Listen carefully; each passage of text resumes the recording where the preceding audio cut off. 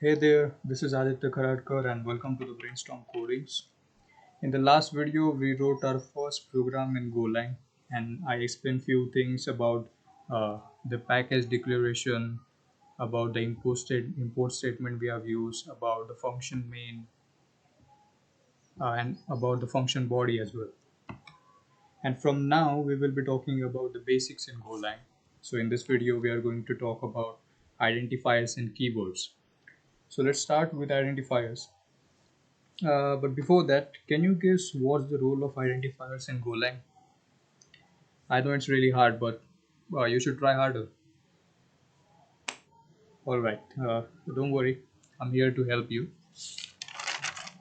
So, identifiers are used for identification purposes in any programming language, or we can say that identifiers are the user-defined name of the components in the program.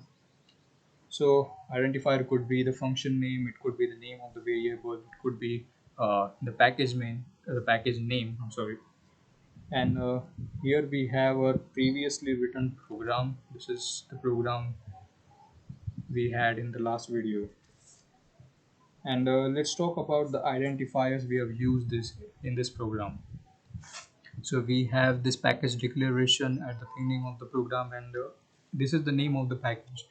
And as we have seen, uh, we can call a name of the package as an identifier. So for us, this is the identifier through which we can identify this package. And we have this main function here, and the name of the function is main, obviously. So this is the identifier as well. And when you will start coding in Golang and you will start working on use projects, you might have multiple package declaration. And what's the way to make each package unique? Of course, by using different name for each package. So this is the way. This is why we call it as an identifier, because it helps to identify the components in the program. Now let's say if we had a variable in this program, so we could have called the name of the variable as an identifier as well. So let me show you how do we declare the variables. We use the var keyword, and this is the name of the variable. I'm assigning a value as the brainstorm codings. Well, this is one of the ways in which we can have variables. And if you're not getting this now, then don't worry, I'm gonna making a separate video on variables. So but the point is, this is the name of the variable and we can call it as an identifier. So now we have three identifiers in the same program. We have this package name, which is main. We have this function main, and then here the main is the identifier, and here the name of the variable channel name is an identifier for us. But we have to follow some rules to define identifiers. If we don't follow these rules, then we will get the compile time error. So when we define an identifier, the name of the identifier must start with a letter or an underscore. So you can start the name with a digit or any other special character besides the underscore. And the name of the identifier can contain all the lowercase and all the uppercase letters and all the digits as well. But you can't start a name with a digit, so you just can't contain it in the identifier, but you should not start the name of the identifier with a digit. And the name of the identifier is case sensitive. Now what do we mean by case sensitive?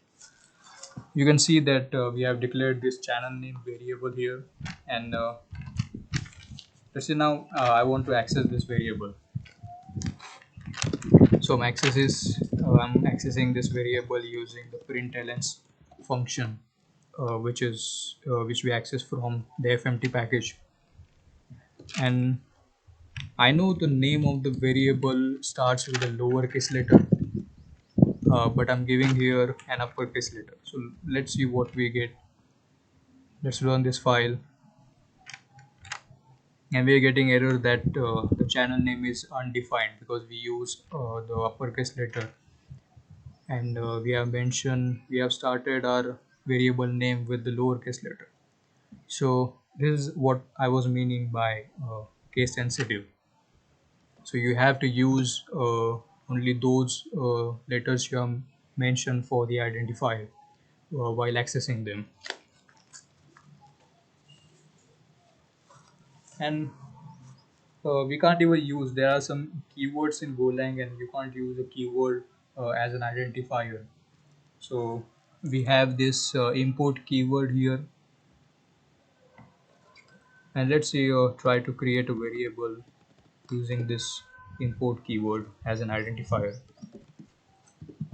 So this is the variable name, and I'm assigning a value 23, and let's try to access this. This is the name of the variable we have mentioned, and run this file.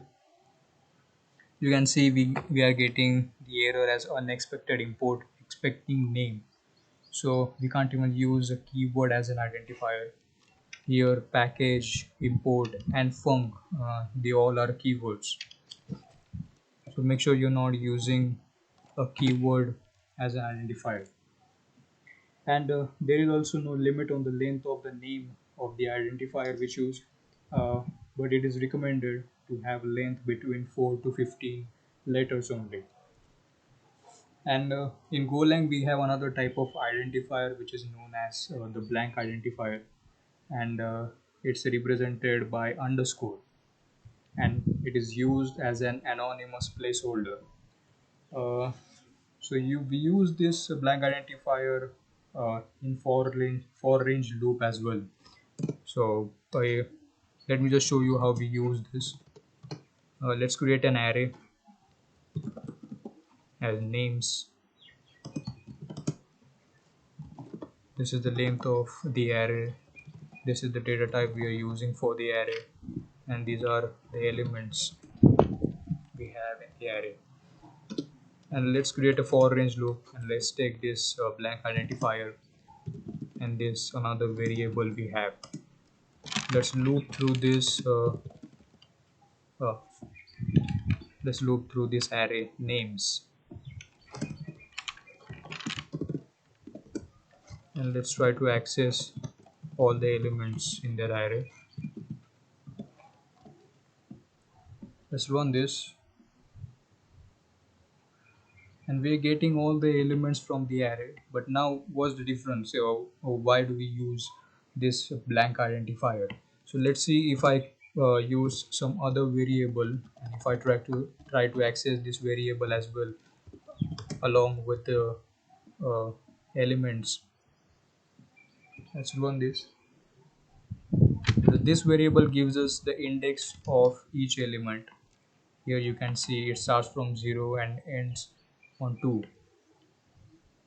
So when we don't want the index name, and then we can use this blank identifier. And why blank identifier is most important, because in Golang, I'll tell about this in the upcoming videos as well, but in Golang, when we declare a variable and if we don't use that variable, then we will get the compile time error.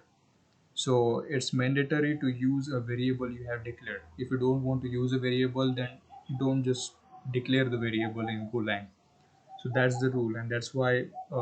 So if we mention this variable here and we run this file, we are not using this variable. So it says I declared but not used. So it's better to have a blank identifier instead. So this is the use of the blank identifier, and I'll tell you about the arrays, about the loops in the upcoming videos. And we have another type of identifier which is known as exported identifier. We can access the exported identifier from another package as well. So I think that's all about the identifiers in Golang. Now we will discuss about the keywords in Golang. So keywords are the reserved words in programming languages, and they are either used for some internal process, or they represent some predefined actions. So that's why we are not allowed to use keywords as an identifier. So if you do so, then you will get a compile time error, as we seen before. There are total 25 keywords in Golang, and we have used some of them in the previously written program. In this program, we have so func is a keyword, import is a keyword, package is a keyword, and there are some other keywords as well, like if is a keyword, for, uh, break. These all are keywords, and we are going to use them very often in the upcoming videos.